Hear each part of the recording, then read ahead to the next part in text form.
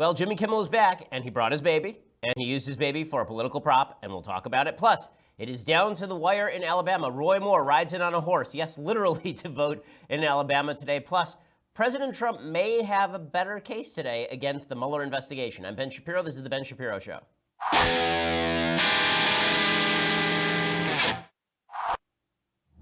So I was just remarking to Mathis before the program that all of life should now be scored to yakety sax from Benny Hill because everything is ridiculous, and it gets more and more ridiculous each and every day. We're going to talk at length about Jimmy Kimmel, who brought his baby again to use as a political prop again. I hate this again so much. Again. I will discuss all Chip of it. is the... I'm going to break it down for you. No, not yet, not yet.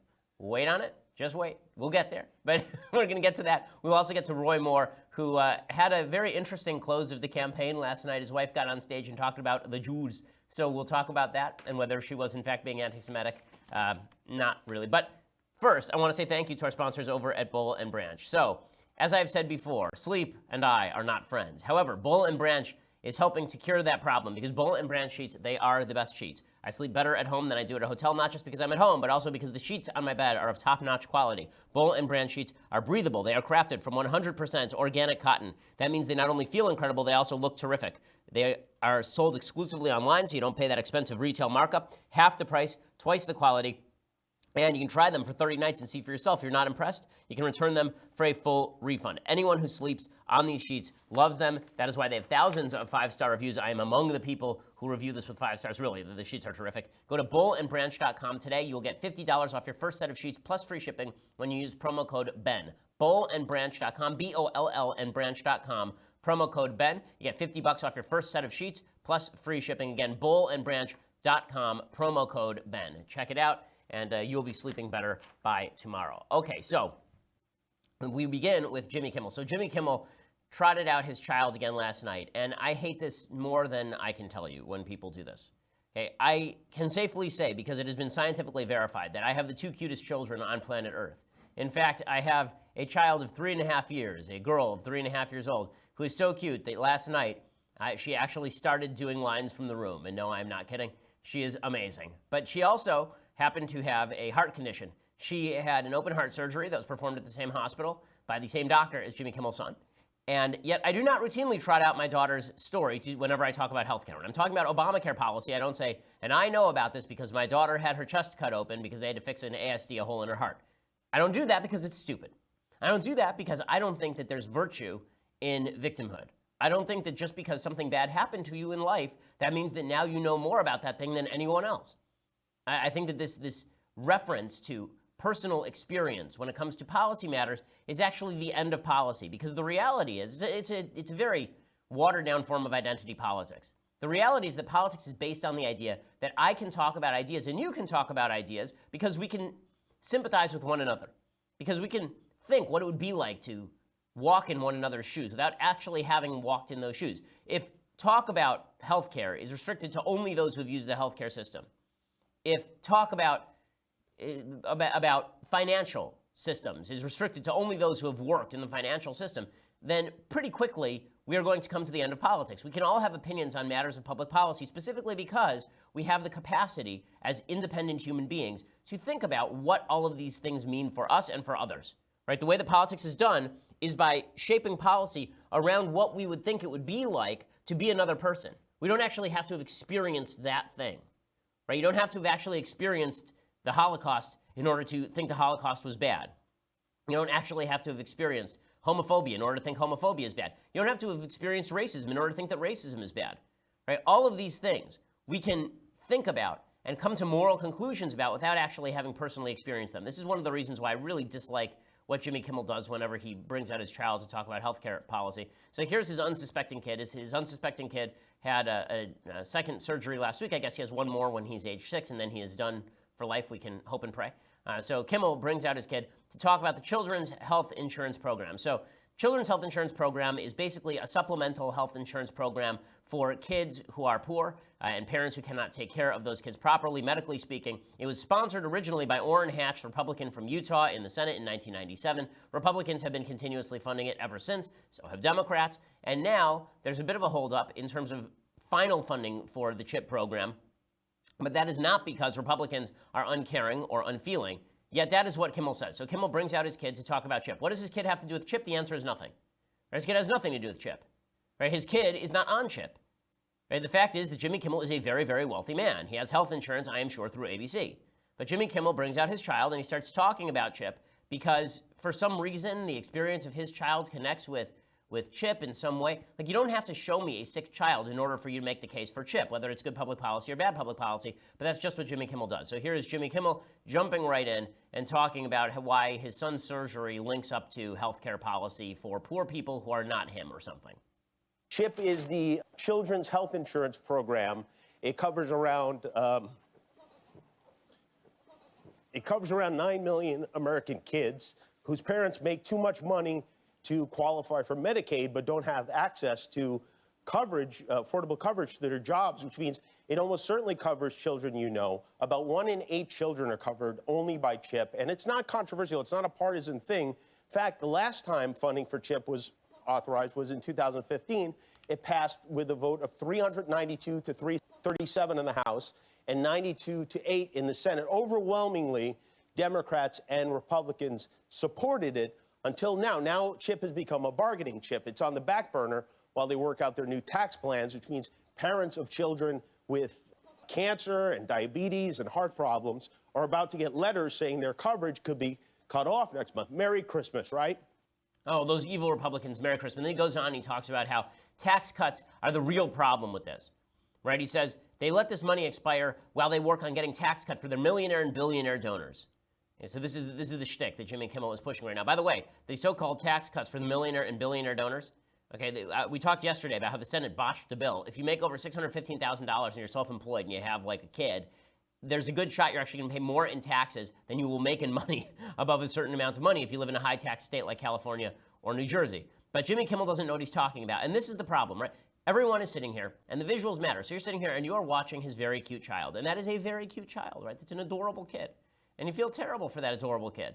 As well you should, right? I know. I've been in this situation. I know what it's like to have an adorable child who's had to be cut open.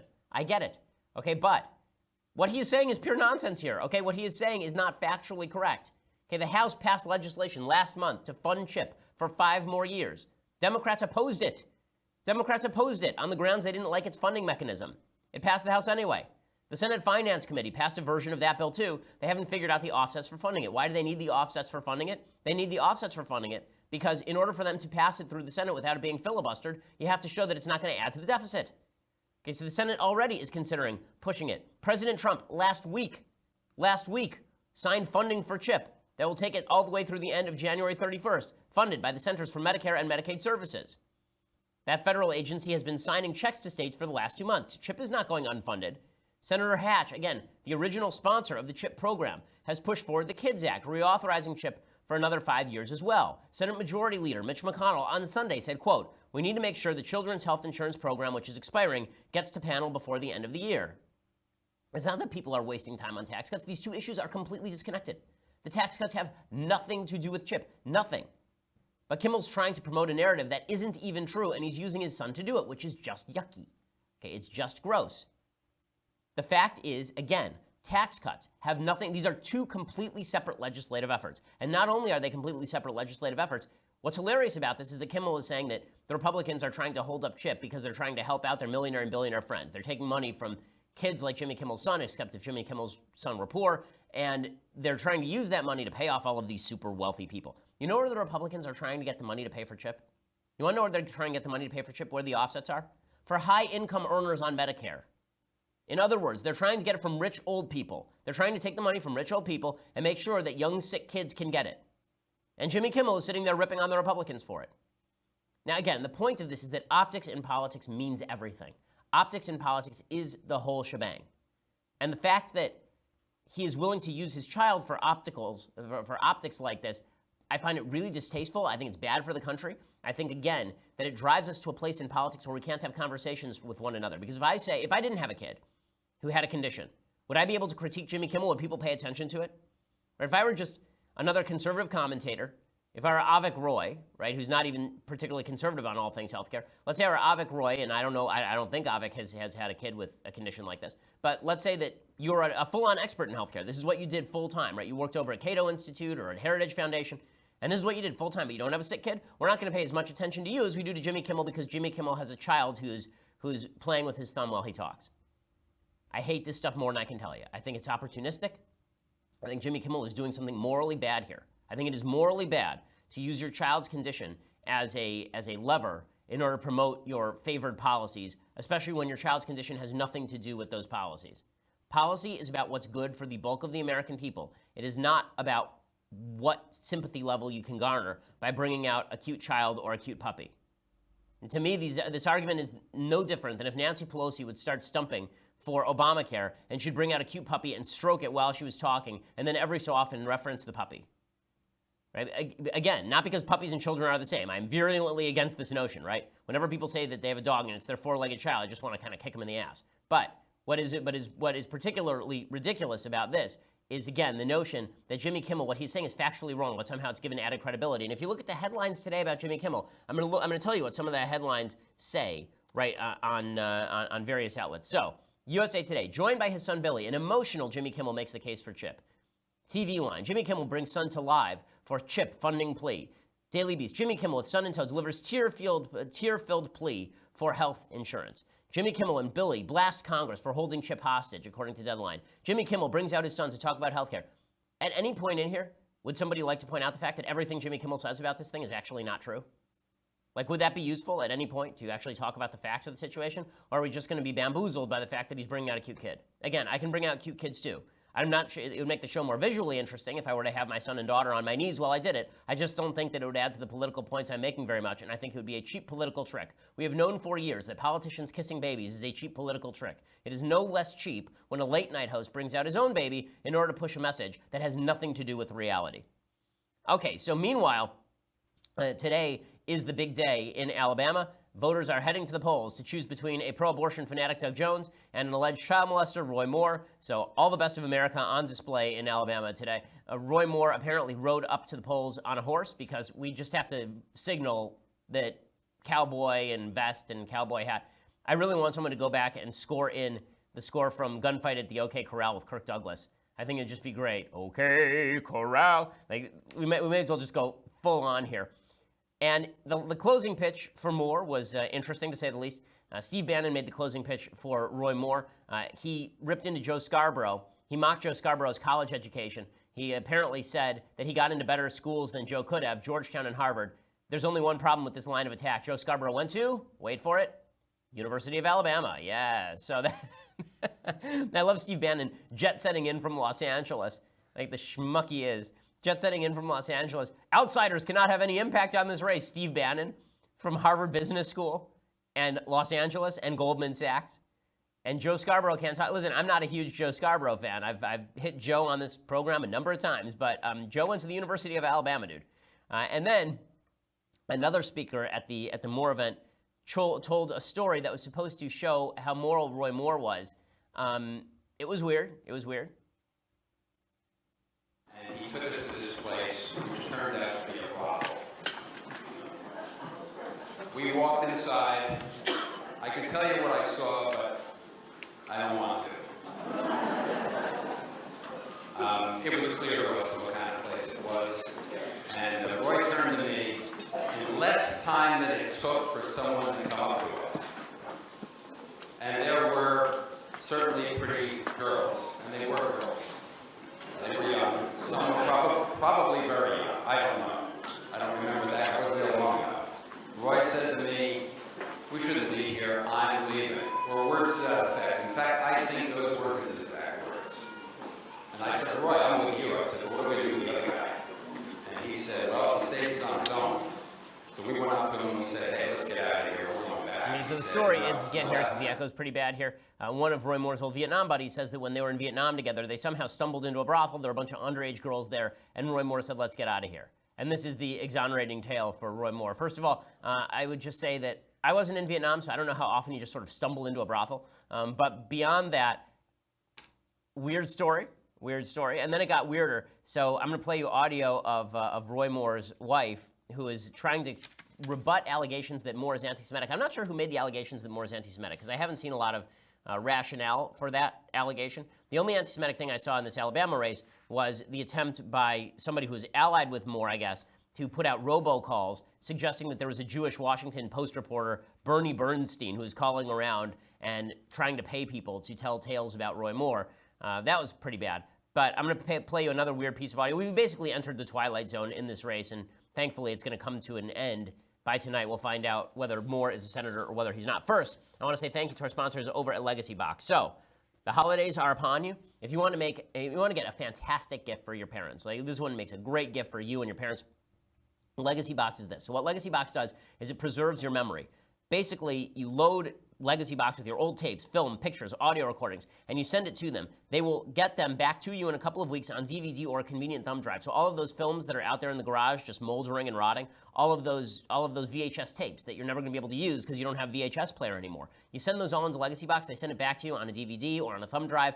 You don't have to worry about getting those waterlogged boxes out of the house if some sort of natural disaster occurs or if you're moving. Instead, you just grab your thumb drive and you're ready to go. It makes all of those memories accessible. It means you're going to watch them more often. It means you're going to enjoy them more often. It is a fantastic gift for Christmas, particularly. Legacy Box takes care of everything, and they provide updates at every step of the process. Over 250,000 families have used them. For a limited time, go to legacybox.com/Ben, and you get 40% discount on your order. That's legacybox.com/Ben, legacybox.com/Ben. Again, I think this makes a fantastic gift. One of the things I've said over and over again is that preserving those memories is one of the more important things you can do in life, because your brain is not going to retain all of that. But you being able to go back and look at the tape, you being able to go back and enjoy what it was like with your parents 30 years ago is an amazing, amazing experience. LegacyBox.com makes that real. Go to legacybox.com/Ben, get 40% discount on your order. Remember to use the /Ben so they know that we sent you. Okay, so this was the clip that had the media agog last night. Roy Moore's wife, Kayla, she was trying to rebut allegations that Roy Moore was an anti-Semite. Again, I'm not sure who had made those allegations. I guess there were some people who had made those allegations with regard to something having to do with George Soros. He made a comment about George Soros going to hell, which may very well happen. I'm not sure what that had to do with Soros being Jewish, per se. Soros is not exactly an Orthodox Jew. In any case, here was Kayla Moore making a very weird reference. Fake news would tell you that we don't care for Jews. I tell you all this because I've seen it all, so I just want to set the record straight while they're here.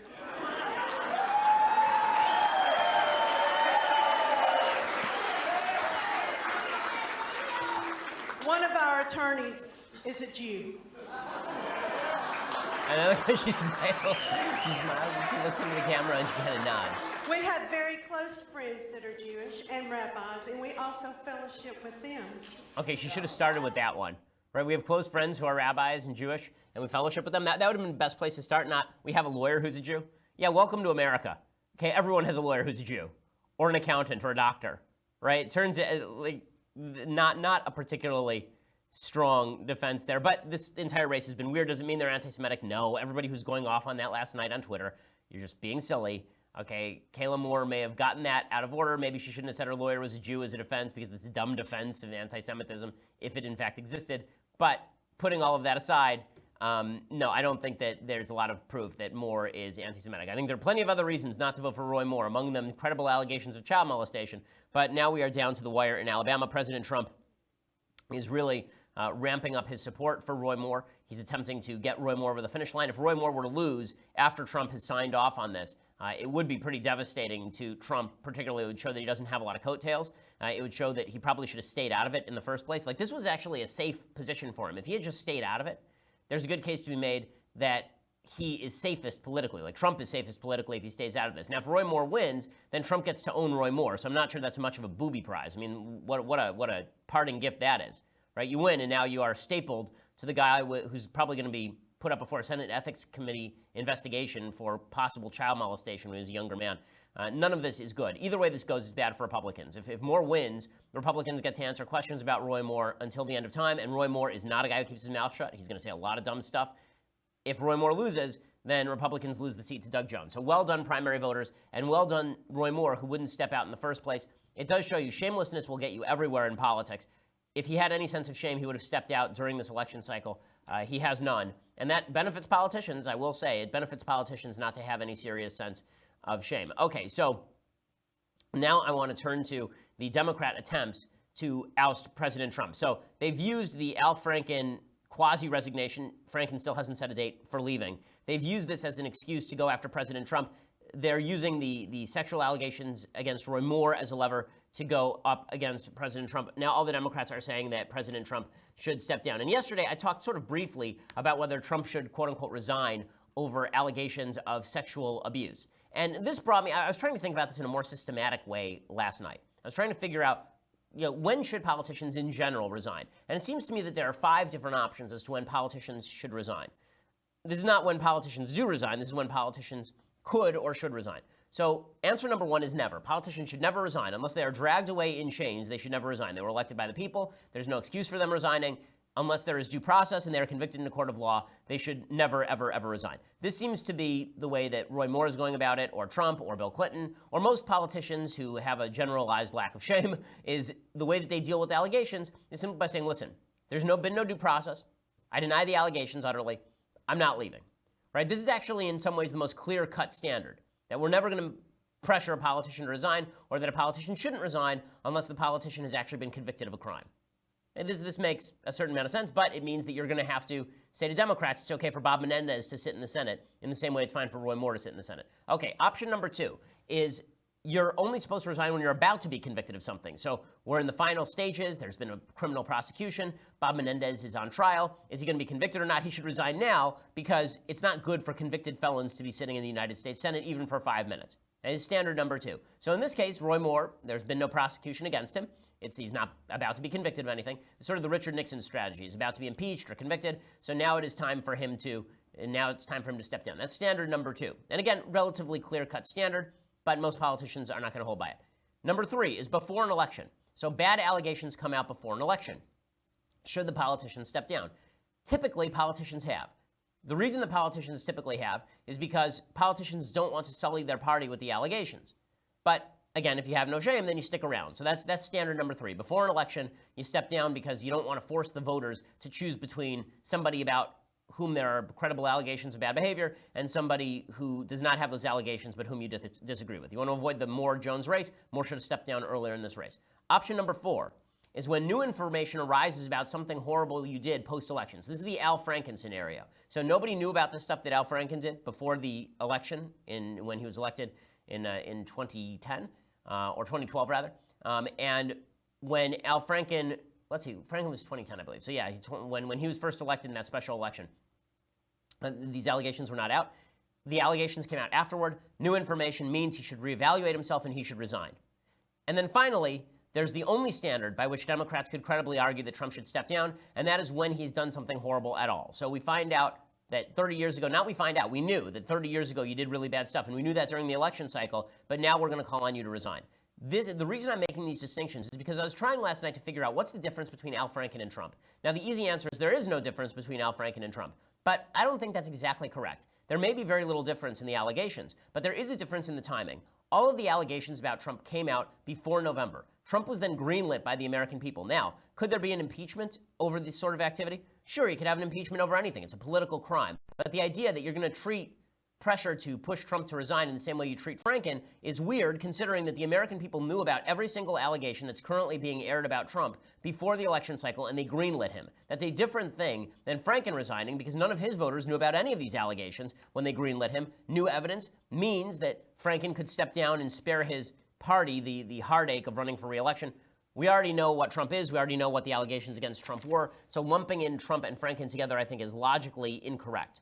So before I go any further here, I first want to say thank you to our sponsors over at MVMT. So I can attest to the quality of MVMT watches. First of all, they look great. So here is my new MVMT watch. It is just a spectacular looking watch. It looks like a $300, $400 watch. This thing was like $130, $140. That's the general price range for movement watches. They run anywhere from $95.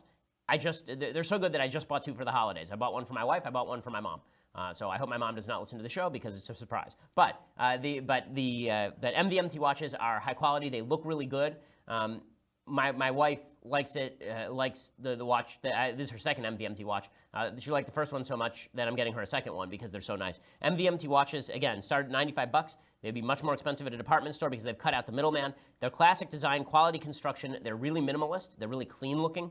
I love them. They're very They're very durable as well, as I've told you. My son beats the living snot out of this watch, and it looks just as good as the day that I bought it. It really is an amazing watch.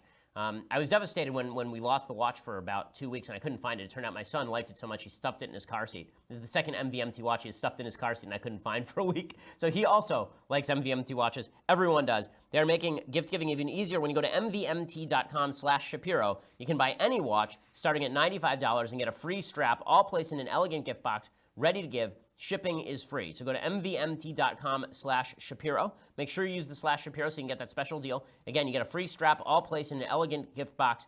If somebody doesn't like it, returns are free, but you won't need it because they really look good. mvmt.com/Shapiro. Remember to use that /Shapiro so that they know that we sent you, and you get that free strap and the elegant gift box as well. mvmt.com/Shapiro. Go check it out. Okay, so meanwhile, the Democrats have turned to the sexual harassment allegations with regard to President Trump, specifically because they are, I think, trying to move away from the allegations with regard to Russia. Those are panning out into nothing. I mean, those have really turned into just a big nothing. Victor Davis Hanson has a very good piece over at National Review. Now, Hanson is much more of a supporter of President Trump's than I am, obviously, but he has a very good rundown about all of the problems with Special Counsel Mueller's investigation. He talks about all of the various members of the investigation who have been in weird positions. He starts with the James Comey, subordinate deputy director of the FBI, Andrew McCabe. He ran the Washington, D.C. office that was involved in the Clinton email investigations. He did not recuse himself from the email investigations until 1 week before the presidential election, even though his wife was running for a Democrat Senate seat in Virginia and had received a huge donation of almost $700,000 from the Clinton organization, basically. And then it turns out that at least 6 of Mueller's staff of 15 lawyers had given to Hillary Clinton. Okay, that's not dispositive. A lot of people did give money to Hillary Clinton. But then there's Peter Strzok, right, an FBI investigator assigned to the Mueller investigation of Russian collusion. According to Victor Davis Hanson, Strzok and Lisa Page, a consulting FBI lawyer, were for some reason relieved from the investigation of Trump in late summer 2017. Mueller's office refused to explain the departure of either, other than to let the media assume that the departures were unrelated and due to normal revolving or transient appointments. Okay, and then we learned that they were having an extramarital affair and had been sending anti-Trump text messages. And then we found out that Andrew Weissman, who's another veteran prosecutor who's been assigned to Mueller's legal team, praised Sally Yates. You remember Sally Yates? She was the administration holdover, the Obama holdover from the DOJ, who'd broken her oath of office and refused to carry out Trump's immigration order. And Andrew Weissman, who's been working on the Mueller legal team, he wrote to Sally Yates, "I am so proud and in awe." And that came out. And then we found out another attorney on the Mueller staff, Jeannie Rhee, was at one time the personal attorney for Ben Rhodes, the fiction writer turned Obama national security advisor, who's a garbage heap of a human being when it comes to his policy and his political opinions.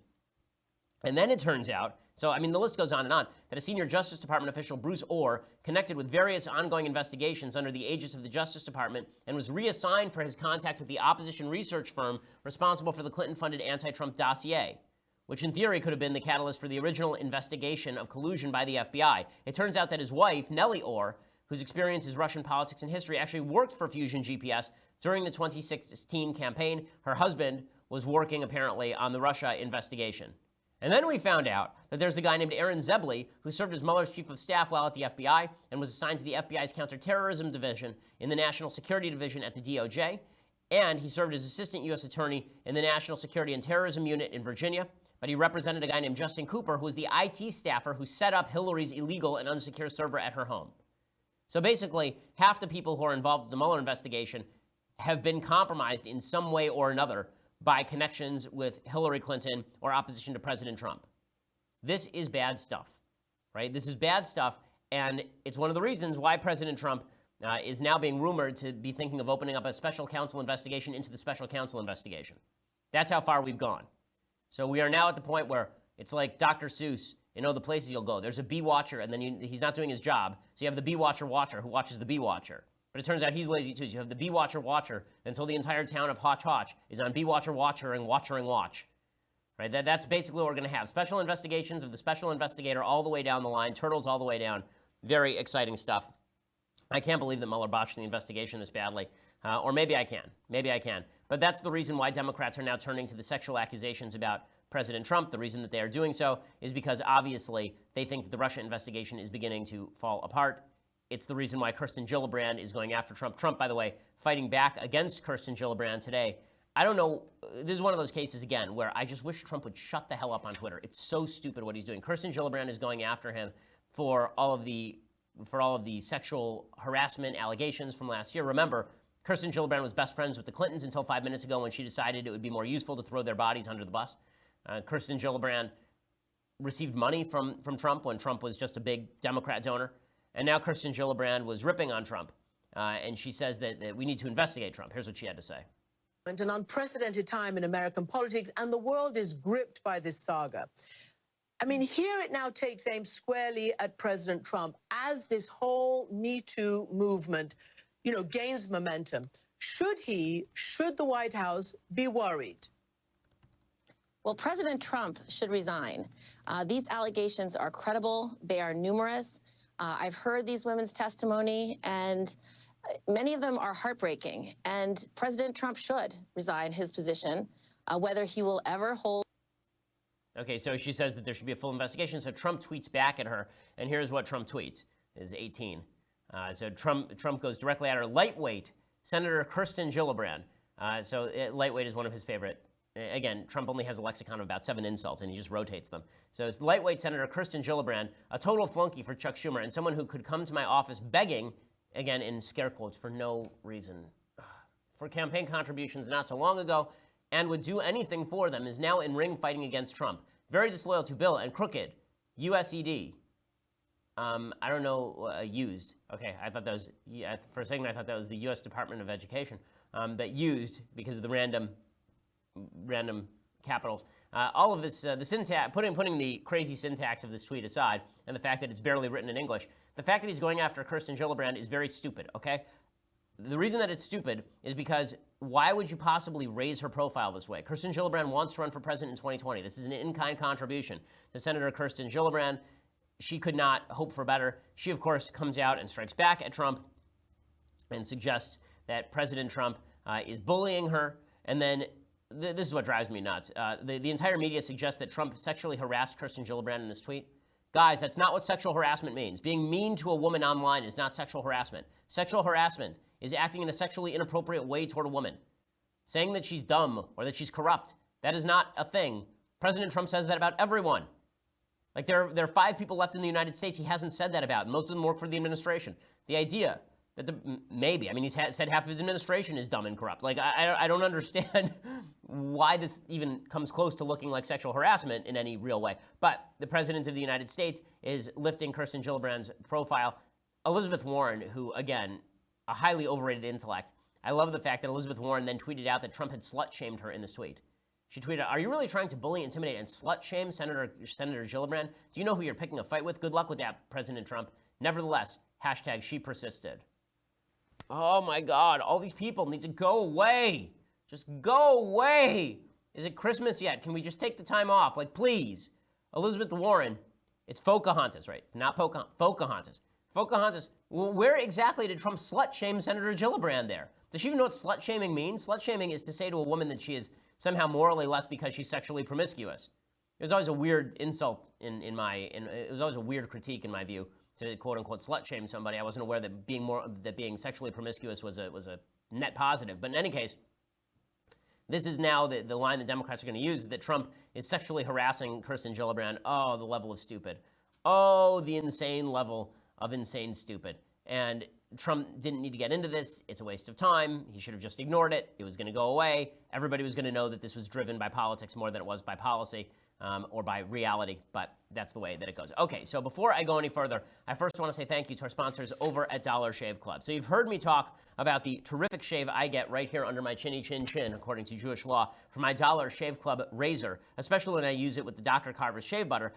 I'm here to tell you I'm not going to give up my membership. In fact, I'm adding more daily products to my routine. The Dollar Shave Club makes products for your hair, face, skin, shower, everything you need.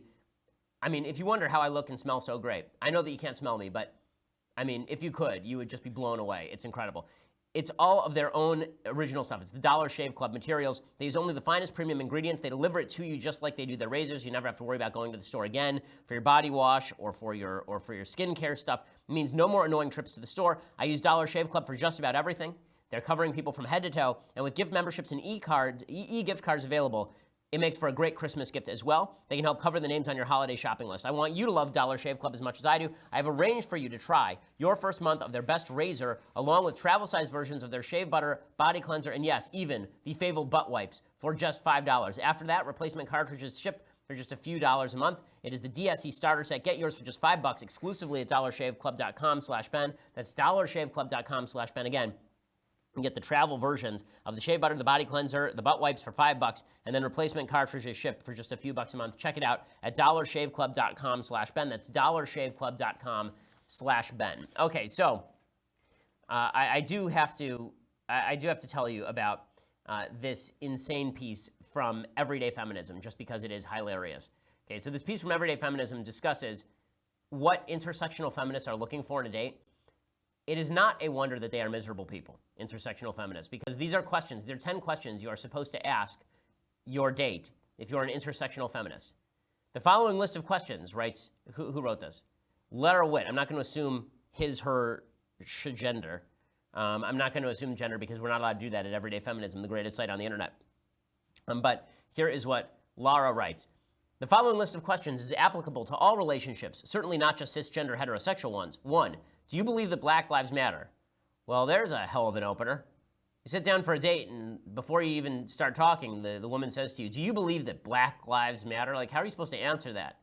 What happens if you say no? I mean, like, what? First of all, like, does anyone in the United States say no to that question?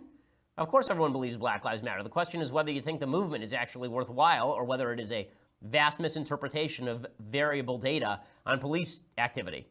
But never mind all that. It's just, then, what are your thoughts on gender and sexual orientation? I love this. The gender binary is a tiny box. I wish it didn't exist, but it does. I wouldn't want to be with anyone who's queer-phobic. Is that that's like your opener? That's another one of your opening questions? Is like you're a straight woman and you're dating a straight guy, and your first question is, would you have sex with a dude? Or are you queer-phobic? Like, do you believe that I'm a woman? Okay. How do you work to dismantle sexism and misogyny in your life? What are you talking about to me? I'm just a plumber. Like, what? It says, I've met cisgender, heteronormative, cishet men who hate women. They say they love women, but that love is conditional on not having their toxic masculinity questioned or threatened in any way. And they love us as a monolith. They love what women have to offer, whether it's sex, food, love, care, emotional labor. They love us for what we can do for them, not because of who we are for ourselves. Well, I feel like this is sort of a weird arbitrary boundary that you're drawing here. It seems to me that what you are is very much related to what you do. So that's sort of a weird take on things. What are your thoughts on sex work? Like that, this is one of my favorites. What are your thoughts on sex work? Really, the intersectional feminists want you to ask your date what your thoughts are on prostitution. Hint to the ladies. If you say to a man, what are your thoughts on prostitution? The guy's like, love it, all for it. You shouldn't date him. It's going to go badly. But apparently this is a question to ask when you're dating because being pro-sex worker is a necessary pillar for dismantling the patriarchy. There's nothing that dismantles the patriarchy like making it more available for scummy men to have sex for money. Nothing dismantles the patriarchy just like that, which is why when you watch old Westerns, everyone goes to the whorehouse because they're all trying to dismantle the patriarchy. It's a thing. Are you a supporter of the BDS movement? Perfectly. I love this. I love this. It's just great that on your first date, you should ask whether you hate Jews and want to divest from Israel. What is your understanding of settler colonialism and indigenous rights? Wow. Do you think capitalism is exploitative? First of all, I would say yes to that question just so that I could avoid actually having to pay for dinner. I would say capitalism is exploitative, so let's break the check. Can any human be illegal? Do you support Muslim Americans and non-Muslim people from Islamic countries? And does your allyship include disabled folks? If a woman asks you any of these questions, run as fast as you possibly can because that's horrifying. That'll be the worst marriage ever. But I guess marriage is cishet anyway, so who cares? All right. So before we go any further here, and there's much more to come, I first have to say that you need to go over and subscribe. So that's what I'm going to say right now. So $9.99 a month will get you a subscription to dailywire.com. And today's a good day to get that subscription. Why? Because you can be part of our 4th episode of The Conversation. It is coming up today. 5 p.m. Eastern, 2 p.m. Pacific, featuring your favorite person ever, your favorite president ever, Donald Trump, no, favorite person ever, me. Subscribe today to be a part of the conversation and ask me questions, and I will mock you, or I will answer them, or I will mock you and then answer them, or answer them and then mock you. You just never know. That's the fun part of it. My conversation will stream live on the Ben Shapiro Facebook page and the Daily Wire YouTube channel. It'll be free for everyone to watch. Only subscribers can ask the questions. If you want to ask questions, go to our website, Daily Wire, head over to the conversation page and watch the live stream. You can start typing into the Daily Wire chat box. I will answer questions as they come in for an entire hour. Once again, subscribe to get your questions answered by me, Ben Shapiro, today, 5 p.m. Eastern, 2 p.m. Pacific, and join the conversation. You get that for $9.99 a month. Also, you can be part of the mailbag on Friday, $9.99 a month. You can be part of Andrew Klavan's mailbag and Michael Knowles' mailbag, and you can watch the rest of their show live on video. All of that for $9.99 a month. Your annual subscription comes along with this, the very greatest in all vessels for beverage. The Leftist Tears hot or cold tumbler, world famous, often imitated, never duplicated. It is just, I mean, the joy that runs through your body when you hold this tumbler in your hand, it's just inconceivable. And you'll never get to experience it. You'll die alone and unhappy unless you get this tumbler, as well as our annual subscription for $99 a year. If you just want to listen later to the rest of the show, head on over to YouTube, SoundCloud, iTunes, subscribe, dailywire.com for your annual subscription again. We are the largest, fastest growing podcast in the nation.